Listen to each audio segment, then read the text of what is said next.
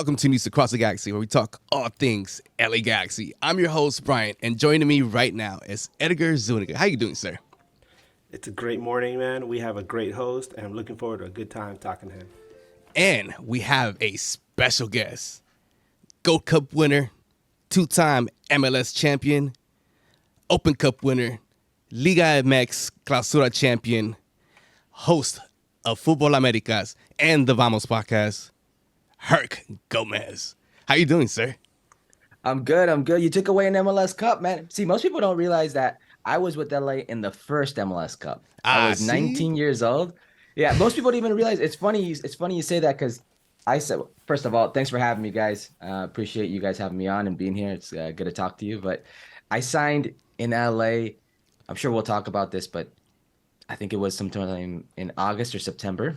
And then MLS Cup happened for us in November, I believe, of 2002. So I was like officially on the roster, but I wasn't in that. I didn't start the year with the LA Galaxy. So if you go to the stadium, you know how there's a plaque that has all the players and their names. Mm-hmm. I mean, you got guys like names you probably won't even remember, and you go down through the list and you won't find my name. But if you look at the pictures, I'm celebrating, and then there's the ring as well. So Yeah. Well, somebody in Wikipedia messed up. yeah, whoever does my Wikipedia absolutely hates me. Like that guy or person absolutely hates me. Yeah. So, Edgar, start us off. Got the ring, baby. I know the rings. Wait, oh, I see the ring. Yeah. We got the rings. It's a big one you got there. Yeah. They came out these last year in celebration of the anniversary. I was Yeah. there for that game. They invited me out. It was really cool to see some of those guys. It's been a while. Some of those guys I've not seen for honestly 20 years. So it was wild. Yeah, it was real nice for me too, because I mentioned to you before, I used to have a press pass with the team, so I knew some of the guys on that squad, and I ran into Ezra Hendrickson, and he was like, "Ezra, what's up?" And we took a photo, and then I remembered when I first started covering the team, I had taken a photo with him in the same pose.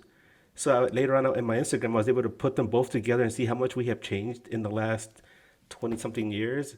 Yeah. And man, I gained a lot of weight.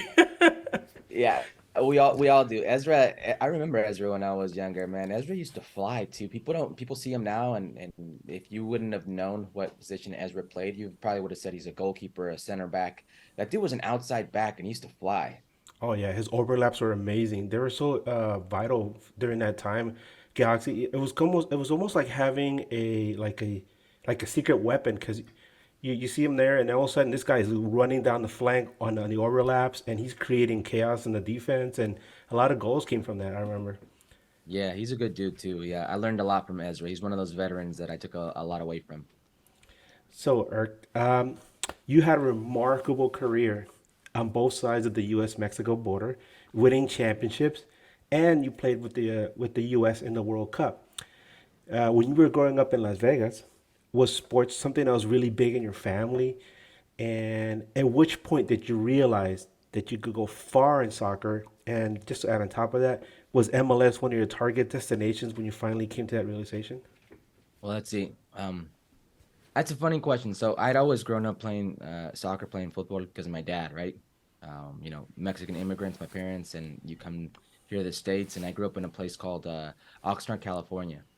And in Oxnard, it's like literally known for three things. It's the strawberry and the grape fields, the farm workers, um, the prize boxers, La Colonia Gym. They've had some ridiculous prize boxers there, and el fútbol, el Parque del Sol, and it's this like little mini stadium. I mean, I was 5, 6, 7, 8, 9 years old, playing there, and this place looked like it probably held thousands. It's probably like 200, 300 capacity, but when you're that age, it just feels like it's enormous. And they would fill it up, and they would fill it up. And every Sunday, I'd go watch my dad's team play. My dad was a coach, and it's like movie-esque. People bet on the games. The stadium is full. They're selling concessions and whatnot, and the games are going on. And it was just always about my weekends. My weekends revolved around that. So I always played. I'd play Saturday, watch Sundays, and same thing. I'd play on the side when my dad's team's playing and whatnot. We'd drive up to Santa Barbara, watch the men's league play over there too. And it was just always part of my upbringing. And it wasn't until I started, I guess, getting to the age of being an adolescent, um, that I started showing qualities where I was like fast, I had good endurance, for my size, I had a good vertical, things like that. And, you know, being in school in the States, you do PE, they teach you to play other sports. And, I was naturally athletic. So I ran track, I wrestled, I played volleyball. I was generally pretty athletic. And I think I was 1996 was the first year of MLS, was my freshman year of high school. First time I've ever seen a professional game. Um, a year or two later, the Kansas City Wizards and the Colorado Rapids came to UNLV soccer field, and they played an exhibition game, like a preseason friendly. And if you wore a soccer jersey and you were, under 18 years of age, you'd get in for free. So I got in for free, and I got to watch that. And it was like the first time I realized, like, holy shit, this is something tangible. Here are, professional players. And it kind of lit a little fire. But it wasn't until I was one of three Latino kids on this pretty much all white team, playing club soccer. And if it wasn't for one of the team parents, that literally wrote a check, like literally would write a check, so none of the kids would have to pay for fees, would have to pay for tournaments, would have to pay for hotels, et cetera, et cetera. If it wasn't because of him, if it wasn't because of my coach, Frank, who would drive 30, 40 minutes out of his way each way to pick me up, to practice, take me home from practice. If it wasn't because of these tournaments, I would have never gotten that itch. But a lot of my teammates my contemporaries were thinking about college. They weren't thinking about playing soccer in college. They were thinking about, I'm going to college to do this, the next phase of my life. One of my buddies, whose father was the one who wrote the checks, they owned a company named Bombard Electric, and they sold that company. They used to do the electrical work for a bunch of casinos like Caesars and Mandalay Bay. They sold it for a lot of money, and he's transitioning from high school, go work there. So I started looking at my options, and I'm not getting recruited. It's Southern Nevada. There are no real recruitment processes. No colleges are talking to me, nothing serious. I started thinking to myself, all right, what is it that I'm going to do?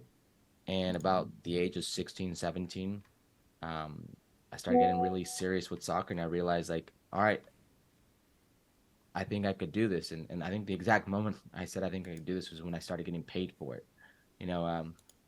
I would get paid to play men's league at like 16 years of age, and I was playing against grown-ups, and I'm scoring a bunch of goals, and they're paying me money. They're buying me shoes, paying me money to come and work for them. And I started thinking to myself, like, maybe there's something here. And that really lit, the fire, all these combination of circumstances to me, like, wanting to pursue professional football. That's one thing that stood out to me with the whole story is that you wrestled. Yeah. Because I wrestled in high school as well. I wrestled in Downey High School, and then transitioning from playing soccer and wrestling, it doesn't really link, right? Yeah. Well, my brother was the more serious combat fighter. He wrestled, and then he transitioned into jiu-jitsu, and from there he parlayed into MMA. He was a two-time Tiachi Palace champion in his weight class before the UFC had that weight class. And then they absorbed it when he was in his 30s. And by then he's already out of his prime and whatnot. But he fought a couple times in the UFC. So, that combat sports, I'm sure, like a lot of Latino households, especially Mexican households, it was football and then boxing. I remember Las Quinielas revolving around boxing, De La Hoya fights, Tyson fights, Julio Cesar Chavez fights. Like, I remember those asados around those two events, football and boxing. So that was always in and around our family. So wrestling for me, I did that for a little bit, and it's something I enjoyed. But the only thing that I ever stayed with was soccer, was football. That's amazing. You said you realized that at one point you were able to make money with the sport. Yeah. How did you get your first opportunity to actually play in a professional setting where you're like, okay, this is it. This is my chance. Who gave you that first opportunity, and how did you get it? So it's a funny story. It's not really funny. It's kind of tragic, but it's literally like you look around, you have no options. Mochilazo, backpack. So I through somebody that there's a contact of a contact, I ended up going to a tryout in Pachuca before Pachuca was Pachuca. This was in 2000, before Pachuca won its first final, before Pachuca became what it is today. I mean, if you see the facilities for Pachuca today, they are world class. It is insane. Some of the best facilities in the world. Um, Nothing is lacking. But back then, when I showed up to this tryout in the third division, it was literally like a warehouse, like a hangar. And on each side of this warehouse, there were like 10 bunk beds on each side. And then there's a little mini cafeteria, and then a set of showers. And around that, you had about 3 soccer fields, 1 turf field, and like 2 regular fields. That was their soccer complex. That was also where the first division team trained when they weren't in the stadium. So they had the first division team and the third division team. And, I was born here in Los Angeles. I was born in the States. Um, I all I knew the Mexico was if I go visit TJ or Mexicali, drive through or whatever it was, that was it. I really had no base of what Mexico actually was. And I get there and it's very much a culture shock. If you've ever been to Pachuca, if you've ever been to Hidalgo, there's not too much going. And especially back, in the early 2000s, this is 2000, there wasn't anything. It wasn't developed the way it is now. And it's developed the way it is now because of that team and the success. But back then they didn't have that success. So I'm there and I don't have a Mexican passport. I have my American passport. I do these 2 weeks of trial. It was okay. It wasn't anything great. Um, they said no to me. Thank you for coming, but we're not going to spend a foreign spot on you. They could only use 2, and I believe they only had like 1 left. I didn't have my Mexican paper, so I understood. But it ended up being where um, there was a scout from Cruz Azul in one of these kind of exhibition games that I participated in, and he started asking me questions, what my story was, et cetera, et cetera. I explained the situation, and he's like, "But you can get Mexican citizenship." I was like, "Yeah, eventually I can get. I just gotta, do the proper paperwork. Have somebody help me with that." All right, let's set you up with Cruz Azul. Sets me up in a clubhouse, una casa club behind La Noria, where the facilities are in Cruz Azul in Xochimilco, and I stay there for 4 months just training. And in these 4 months just training, I learned a lot. I was living the life. They were paying for my food and board, and all I would have to do is find my way to training. And sometimes that training, if I was lucky, would be in La Noria, where I could walk to it. It's 2 blocks. Other times it's in Xochimilco, this other part of Xochimilco, where if you know Mexico City, it would take me about an hour, 40 minutes between buses and micros and walking and other things to get to training. Um, did that for like 4 months and kind of realized like I was getting impatient. I want to play. And during this time, you'd see kids that would come in and out, in and out, in and out. And there was a set of kids, a group that were like moving on to the next. And like, hey, there's a place out in Puebla, not too far from here, and they're having a tryout. They're starting a new franchise, Las Águilas Blancas de Puebla. So I kind of said, all right, I'm gonna go with these guys, take my shot, and I left. And I did this trial, and I did well in this trial. I did really well. I showed out. They came up and started asking me questions. I was like, listen, the problem is I don't have my Mexican citizenship. And they're like, no problem. We'll use a foreign spot on you. So I played as a foreigner in Mexico the first time I ever played in second division. Um, there was a coach named Luis Garcia. His assistant coach is Olaf Heredia, who's a really famous Mexican goalkeeper. Played in 1986 World Cup. He was with Santos, with Pumas. He's one of Hugo Sanchez's best friends. He was part of Hugo Sanchez's coaching staff when he was with the Mexican national team. And I ended up staying there. The team was based in Puebla, but our games would be played in Tecamachalco, which is like Mexico City, outside of Mexico City. And it was an experience, man. I got to play professionally, but I was making 400 pesos mensuales, which is the equivalent today of $20. So I was making that a month. A Right? month. Oh my Yeah, God. but they would pay for my room and board, and I was a professional. And I still have somewhere around here, I've got like literally the contract with the 200 pesos taped to it. The first bill that I made as a professional. Oh my. And Um, that's so amazing. How old were you when yeah, all this was going down? 18 years old. I was Oof. about to turn 19. I was 18 years old, and that's how my professional career started. Oh my! From so you started in Cruz Azul, then Águilas Blancas, and Well, I then never officially played in Cruz Azul. I was but just training there. they trained you there, and then Yeah. there was a move to Durango, correct? After that, As no, it's in one of those other situations. Same thing. Trying to win a spot in the first day, ahora la primera A, with Alacranes de Durango, with the idea of playing first division. That's the goal. yeah, And the same thing. Training there, don't have my papers, but they're working on my papers and they're interested. Um, Same thing happened. It just not happening. I want to play, so I left. Ended up being me leaving, going back to the States, and that's kind of where I'm back in Vegas, staying with my parents again.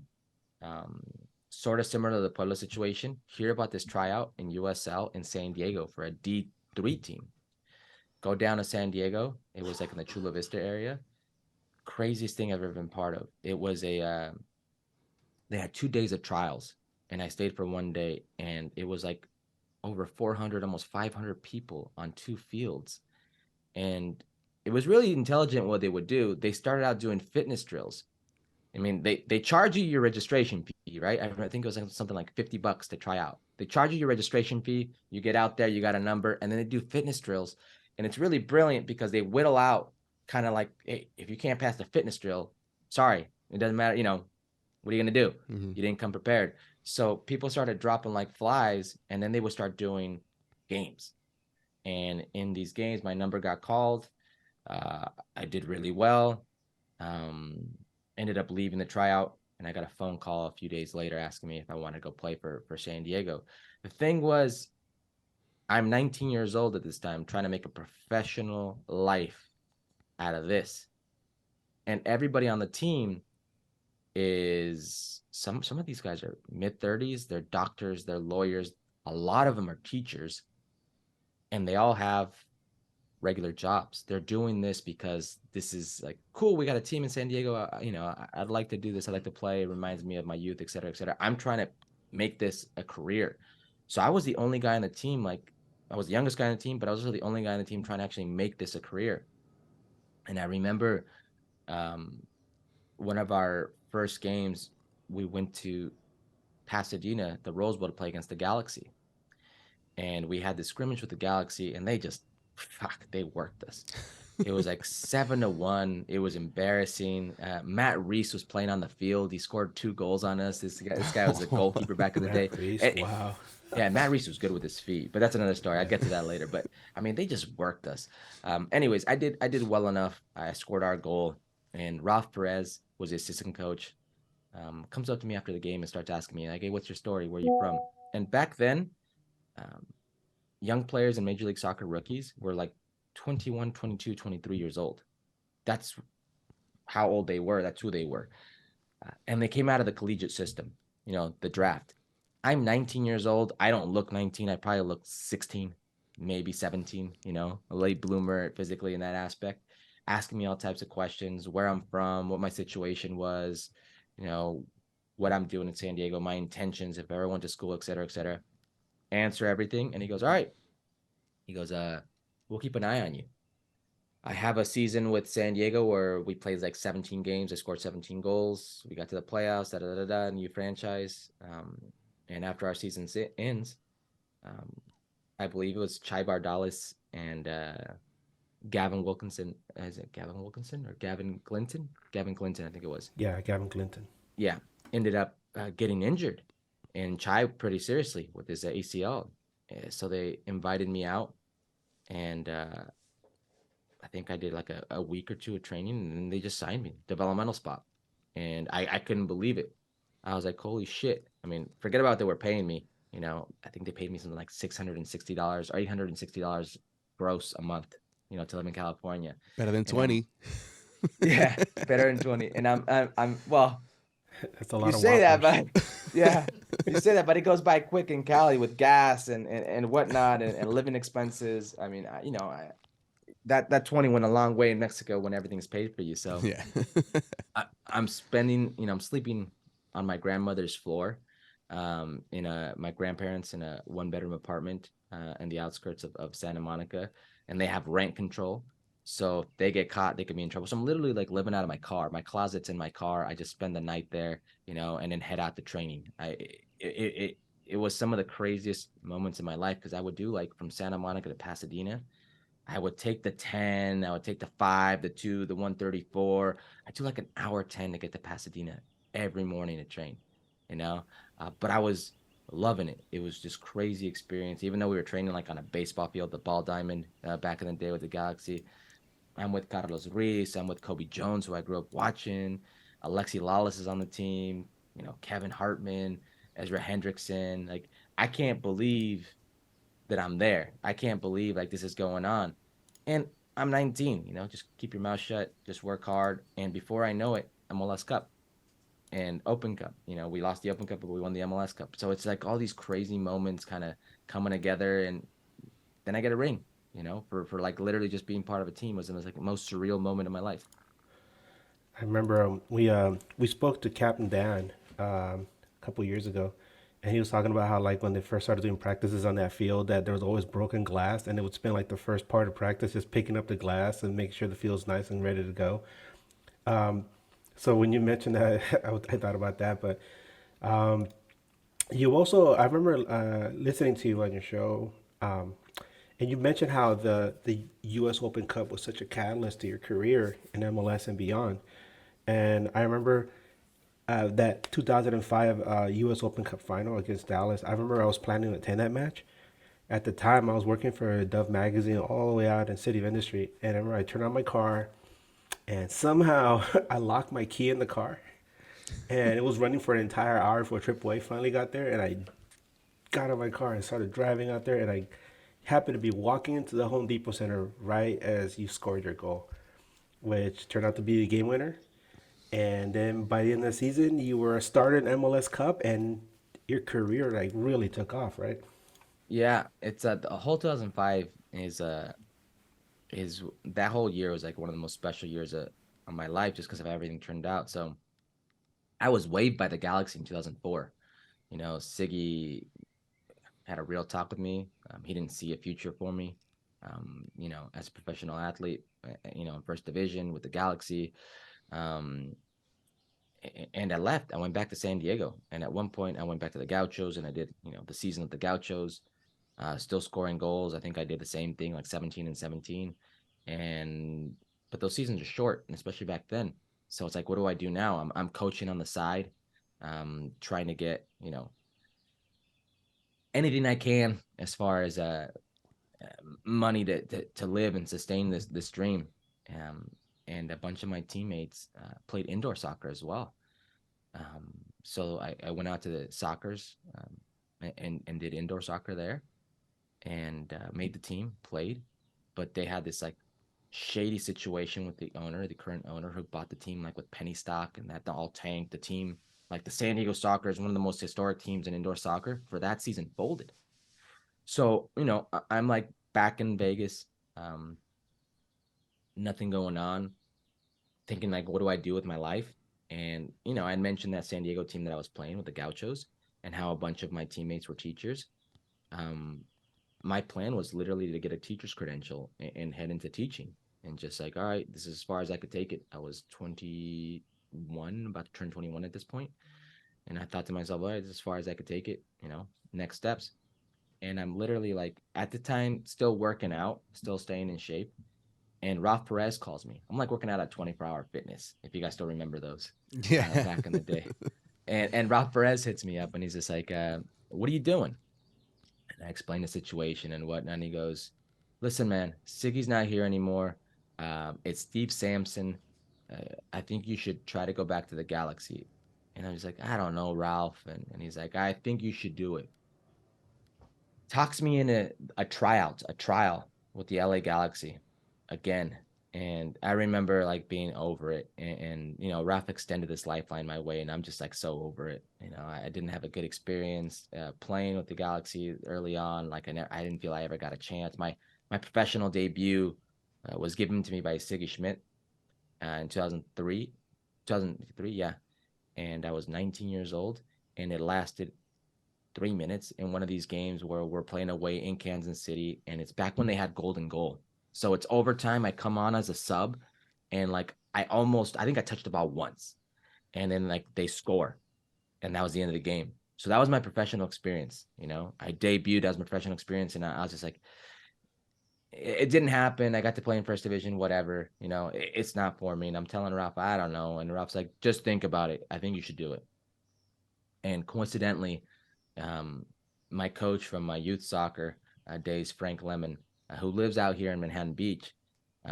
Frank is like one of my best friends. When I was like 9 years old and started playing for Frank, Frank was like 21, and he coached like legit 10 of us in club soccer from when we were like 9 until U18s, get to we're 18. So we grew up with Frank, and he was like our older brother, so there was like a good core 10 of us. Like I still have a group chat with these guys today, and we're all like, late 30s, 40. And he was that like brother figure for us. And I remember coincidentally, like we're talking at that time, and I'm explaining the situation, and he does very well for himself now. He's a partner for PricewaterhouseCoopers, an accounting firm, and he was just like, God, I would give everything up right now to have like that opportunity. You got to do this. And I remember thinking to myself, I don't know, man. And he's like, dude, what do you got to lose? And I was like, dude, it's the first time it was difficult. Like I was in Santa Monica, this and that, and then, I can't do that again. It takes a lot. And he goes, stay with me. He'd just been married for like a few years, and he and his wife were no kids at the time, and come stay with us. So he talked me into moving down with him in the South Bay, and for that season, like it's just working. I did the trial. The trial went well. Excuse me. They offered me a senior developmental roster spot, so still a developmental player, not an official contract. One of these like you still make no money types of deals. And I remember the important thing was that year they started the reserve league.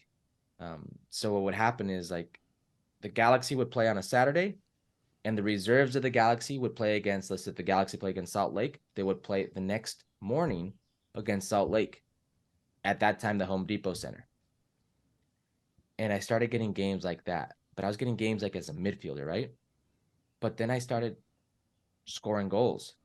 So I'm scoring goals in the reserve league, and summer's about to approach, and I'm not getting any minutes. I'm barely making the bench. And as summer approaches, we had guys on the team like on big money, and I use quotations because MLS has changed, but like a Brazilian on our team that wasn't doing well. We had Gold Cup coming up, so guys like Jovan Karofsky would leave, Landon Donovan would leave, Chris Albright would leave, Tyrone Marshall, etc. There were guys like, I think Ezra would leave as well. There were guys that would leave for the Gold Cup. I don't know if Ezra was on the team then actually. No, he wasn't. But these guys would leave for Gold Cup, so the squad was thin. So I get thrown in the summer to a game. I come off the bench and I give an assist. And then the next game, I get a little bit more playing time. And then the next game, I start without even knowing, and I score a goal. And then from there, it's like he's throwing me in the rotation. Steve Sands throwing me in the rotation, and I'm like scoring goals.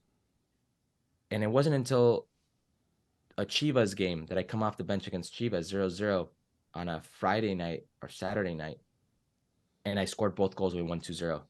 That Steve sits me down and he goes, hey, I'm going to start you on Monday. We had a game against Real Madrid that Monday.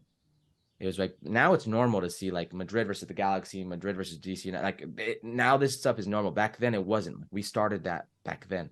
Now you see it and it's very normal. Back then it wasn't. And I started against Madrid, and I had like one of the games of my life that played like really well. And I just never let go of the spot. Open Cup came up, and I start scoring goals, and led the team in goal scoring in the Open Cup. And one of those goals was it was like a scissor kick I scored in that game, against FC Dallas, and it just kind of snowballed into more playing time, more opportunities, and I just wouldn't let it go. And it just ended up becoming this like ridiculous year. I think in total that year, I was a developmental player. We won 2 titles, the US Open Cup and the MLS Cup. And between reserve league, and Open Cup, I scored something like 23, 24 goals. It was something crazy like that. And it just started. like that year put me on the map. That year I'm getting noticed by the national team. That year, like, it was my first fledged year as a professional. Oh, I'm about to cry. No. Because there's a lot of those type of stories where people don't give up, and then when they finally get that chance and their dream and everything starts rolling, you're on cloud nine. Yeah. That must have been It, quite the experience for you. yeah, I don't even think of it like a me not giving up. I think of that story of like people helping me, Yeah. because I would have given up, Yeah, if it wasn't for Ralph Perez twice. I would have given up if it wasn't for my coach Frank Lemon. I would have given up if it wasn't for, having people around me like my grandmother at that time. That's a reality. I was lucky. I had a good support system. I had people that kind of extended those opportunities to me, and yeah, I took advantage of those. But those opportunities were given to me. Those opportunities, somebody talked me into them. So I give a lot of credit to the people around me, and that's important because no man is an island. Nobody's gonna do things by themselves. That's not how it works. you mentioned Ralph Perez. I remember when I used to cover the team. He found out that I was the sports editor at Cal City University Times, and he was the first coach for the first football team, soccer team out there. So he was really happy. Remember, he approached me in the locker room. He's like, "Hey, you're the sports editor at Cal City." I'm like, "Yeah." He's like, "All right, fellow Eagle." I'm like, "Yeah." He's like, "Hey, if you need anything, you want to talk to anybody, you let me know." He made me feel really comfortable in the dressing room, and there's a lot of, like you said, a lot of people really help you out. I remember at the time, my mentor was Graham Jones, who covered soccer for the LA Times, and he would give me advice all the time. And then having Ralph also, let me know, hey, you're welcome here. That really meant a lot to me as well. So, yeah, you're right. Get a lot of people help you. It's funny because the moment that Siggy told me, like, and Siggy's, may he rest in peace. Siggy and I had a complicated relationship at first, and then when we mended that, and we had a great relationship in the end. But when he told me, like, you should start thinking about other avenues, he's doing that because this is what he sees every day, right? That's part of the job, you know. It's professional sports. Um, so when he tells me I'm not going to be part of the Galaxy, but also tells me I should explore different avenues, I left that meeting and I'm thinking to myself, like, fuck, what do I do now? It's Ralph who pulled me aside, like, hey, no, respectfully, Siggy's wrong here. You don't give up, things like that. Um, it's funny, but Ralph was an important figure, and maybe like not in a hands-on way, but just in those key moments of kind of keeping me going. Oh, that's amazing. From starting playing at a park to realizing your dream as a professional, and in 2010 you left to Puebla, was one of the first Americans to lead the league in goals, and then came back and played in 2015 with Toronto. Am I correct in saying that? Yeah, Toronto 2015, Seattle 2016, and then I hung it up. So 2017 ESPN. So you have some type of experience with our current coach, Greg Vanny. Yeah, Is that actually, correct? Greg Vanny was a starting defender for Dallas in that Open Cup game that we won in the final. Ooh, did you Um, score on him? That would have been yeah, cool. no, I did, I did. But Greg Vanny actually was my teammate in Colorado Rapids later on in 2007. Greg Vanny is an individual that I really respect. Like when we were players, in Colorado, this guy would walk around with a clipboard and like a notepad and clipboard, and he would have like diagrams, formations. Like he was studying to become a coach back then. He was doing like academy stuff. Um, really bright individual. And Greg Vanny actually took me from Mexico to Toronto. I had an offer for way more money, um, to go elsewhere. I had way more offers, and he talked me into taking less money to Toronto. Like Greg Vanny is somebody that, and I'll get to this story in a bit, but he's somebody that I should feel some type of way to in a negative way, but I don't. Like, he's somebody that I respect because of his work and his work ethic. Now we'll get into what he's doing right now and how that kind of affects perception of him. But Greg's a bright guy. Well, actually, let's get right into it. The current state of the LA Galaxy is, as fans, it's very disappointing. Correct. It's recently news. One president, Chris Klein, has been let go of his position. How, with you, I know you've been very vocal about the state of LA Galaxy, but now that this president is out, how do you feel things could go with the LA Galaxy and with a coach with like Greg Vanney, like you said? Well, first, nothing will change in the immediate, right? Because the damage is done. You can't make any moves. Okay. The team is kind of stuck as is unless they get interleague transfers or unless there's somebody out of contract that maybe comes in of worth that could change your kind of ways. But you still have existing contracts, and due to the mechanisms in Major League Soccer, you can't just offload those. I guess you can, and that's part of the problem with the Galaxy in the recent years. You can go back to the way they've handled things from Omar Gonzalez. Omar Gonzalez was a DP and a very good one for the Galaxy. In comes in Giovanni Dos Santos. They want him. They want the market of the Mexican follower. They want the market that Giovanni has. Giovanni's a good player as well at that moment. But they sacrificed a guy that was like their MVP in MLS Cup, right? They sacrificed a guy that was a defender of the year in Major League Soccer. They sacrificed a very exciting player that was like one of the cornerstones of that team's success. And they literally told Omar, and I know this because I've had these conversations, like, Omar, my agent at the time tells me, please speak to Omar. Omar has an opportunity to go to Pachuca. They're interested. But the Galaxy tell him the only way he'll stay is if they cut his salary in half. And Omar's at an age right now where that's like not beneficial to Omar, you know? And here comes Pachuca, serious franchise, but he's like having his doubts. Can you please talk to him? Omar gives me a call and I tell him, well, what's the situation? He explains the situation. I was like, what the fuck are you doing? Then you really have one choice. Go to Pachuca. Yeah. He goes to Pachuca, makes a ton of money, and net wins championships, and it comes back and is just as valuable. Like, you know, he ends up being a World Cup player and all that stuff too. So it's one of these situations where you're already doing things the wrong way. They literally pushed a player of that caliber out. You could say whatever you want about Omar today, but back then, that's as good as it got with defenders in Major League Soccer. It's a very good defender.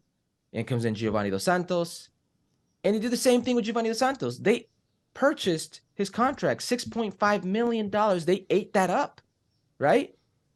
Same thing has happened to so many players in the Galaxy where they bad contracts and they eat it up. So I could say here, Douglas Costa, bad contract, eat it up, but then you're just doing the same exact things. So now you're in the situation where you have these terrible contracts. It's a terribly constructed team. The moment that they signed Chicharito Hernandez, I came out and I said, I remember the exact year, it was 2019, 20. It was 2019 turning 20. And I remember saying, Zlatan in 2 seasons scored 52 goals. You can give Chicharito 3 or 4 seasons, he's not going to score those 52 goals. And it's not because Chicharito isn't a good player. He doesn't have the players around him. Zlatan can create something out of nothing. He can bully play. Like, you can play Route 1 football with him. He would bully people because he's physically just so superior and crafty in the box, and he'd get his stuff, he'd get his goals. Javier is 100% dependent on service. You didn't have that type of team. I think you had Katai was just signed to the team at that point. You had Sasha Kleshtin. You had I'm trying to think of the other French guy that they used to play. You had a bunch of pieces that didn't fit to the style of Chicharito Hernandez. You had Christian Pavon. It didn't fit. It just didn't fit. He has no service. So you keep doing these things and you're paying for it, because in Major League Soccer, you can't just offload all these contracts, right? Under Chris Klein, since 2014, since he's been president, the LA Galaxy haven't been back to the final, haven't been back to a MLS Cup. The winningest franchise in the league's history has not been back Forget about playoffs because that's not the bar in my eyes. I don't even want to talk about the amount of playoffs they missed. They've not been back to MLS Cup. They've not been a prominent organization on or off the field for quite some time.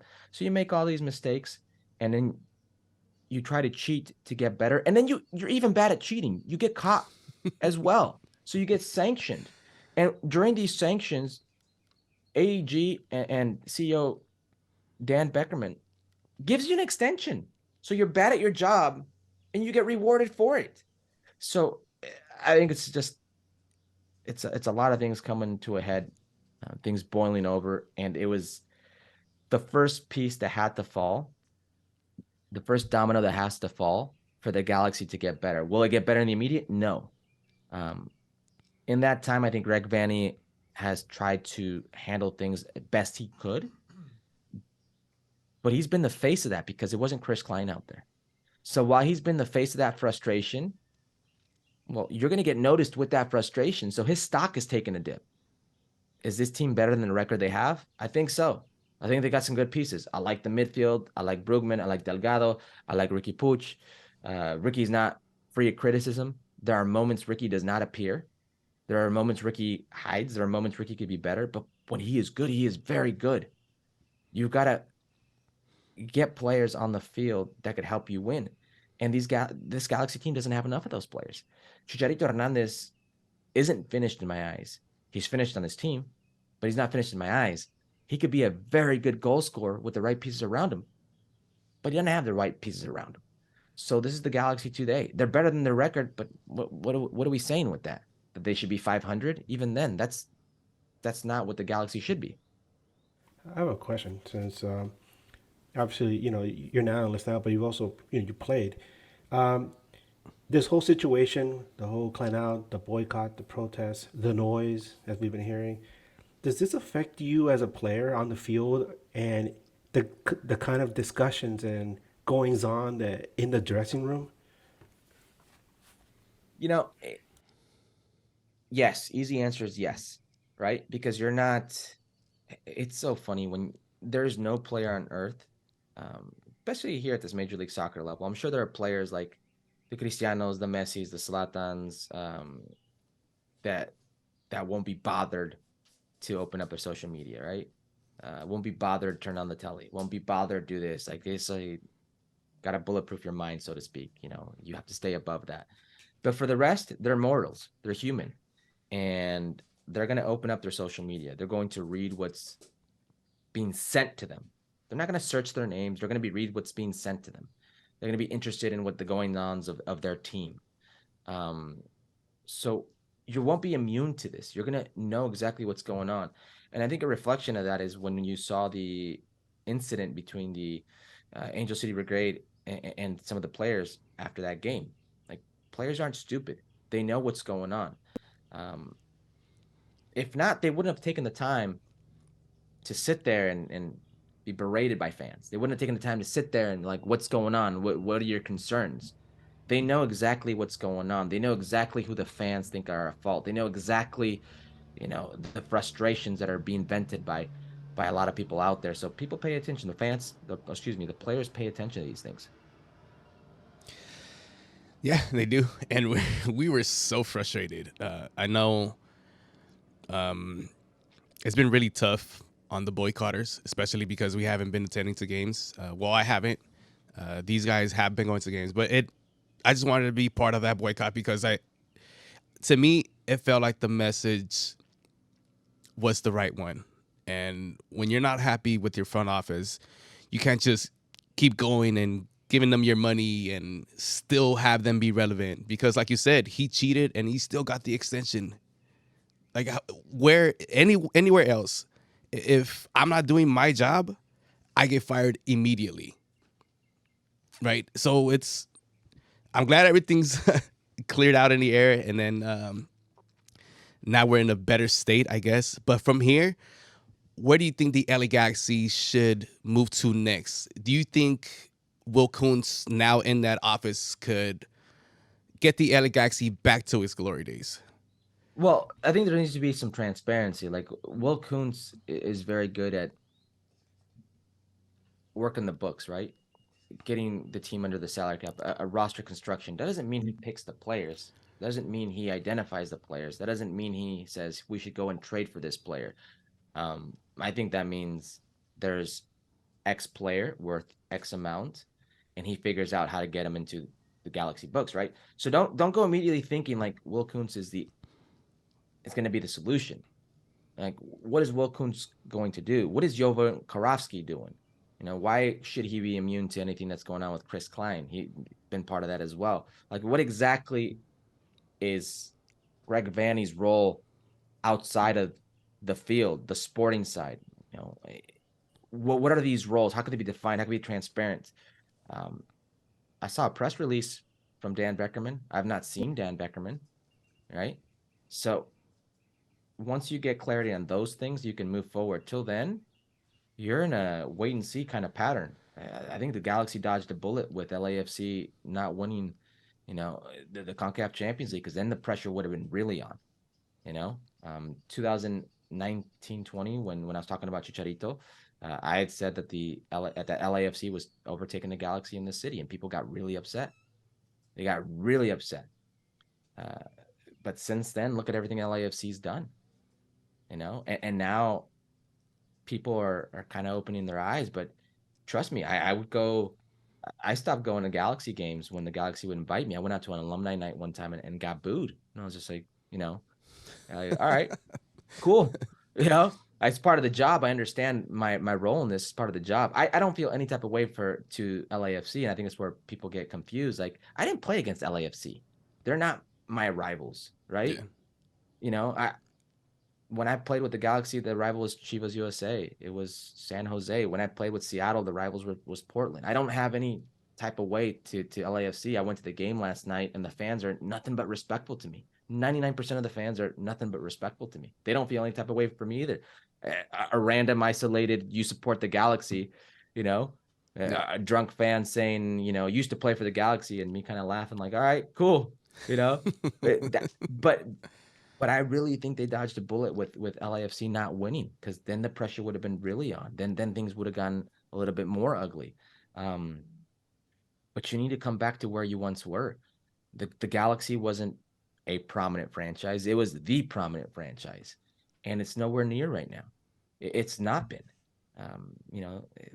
There's only one other club I could say is there like that, and that's DC United, and they're kind of in similar boats. There are teams around the league right now that see the LA Galaxy as a destination, city-wise. They don't see it as the club that it once was. Yeah. Yeah, it's interesting you mentioned DC United. We just spoke to Dave Johnson like about 2 or 3 weeks ago, and he was explaining all the difficulties that franchise went through, from being the cream of the cream in MLS to being practically irrelevant and looking for a home. And he says now they finally found a home. Now they're starting to really work on building that brand up with Rooney in charge. And it's not going to happen overnight, but at least they're headed in the right direction. And he also mentioned how important it was for him that LA Galaxy do well, because he felt like when the LAFC came into the league, they took some of the shine away from LA Galaxy, and LA Galaxy was such an important club. So hopefully, now that Klein is no longer there, and there seems to be like a sense of optimism. So I wanted to know from you, Herc, do you have a message for Galaxy fans after going through this whole mess? Something you could let them know, like, hey, things are going to get better, or buckle down, guys. I don't know, because it's Major League Soccer. And I think that's one of the great things. Like, your situation can change very easily in Major League Soccer. They pride themselves on parity.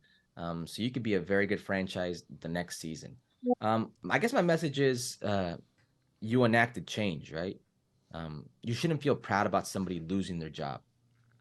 But this is professional sports. It comes with the territory. You should be proud that you were part of a movement and that people cared, that the team cared enough. They heard enough to enact this change.